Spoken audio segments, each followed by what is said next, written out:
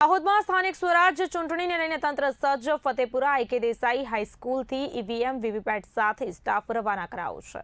પોલીસના ચુસ્ત બંદોબસ્ત વચ્ચે સામગ્રી મોકલાઈ મતદાન મથકો પર પહોંચાડવાની કામગીરી પૂર્ણ ગતિએ। આવતીકાલે મતદાનને લઈને તંત્ર સંપૂર્ણ તૈયારીમાં જોવા મળ્યું છે। અત્રેના ફતેપુરા તાલુકામાં 18 તાલુકા પંચાયત અને 3 જિલ્લા પંચાયતની ચૂંટણી આવતીકાલે થનાર છે। જે અંગેનું ડિસ્પેચિંગનું કામ આજ રોજ પૂર્ણ થશે।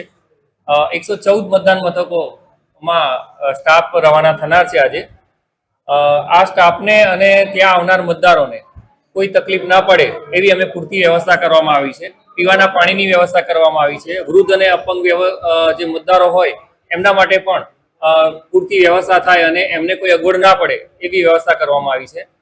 કોઈ મેડિકલ ટ્રીટમેન્ટ માટેની જરૂરિયાત લાગે ત્યાં અમે દવાઓની કીટ પણ દરેક પ્રિસાઇડિંગ ઓફિસરશ્રીઓને ઉપલબ્ધ કરવામાં આવી છે। આ સિવાય પણ અમે મેડિકલ ટીમ પણ રાખનાર છે। જ્યાં પણ આવી કોઈ પ્રશ્નો ઉપસ્થિત હશે ત્યાં અમારી મેડિકલ ટીમ પણ તુરંત પહોંચી અને તેમની સારવાર આપશે।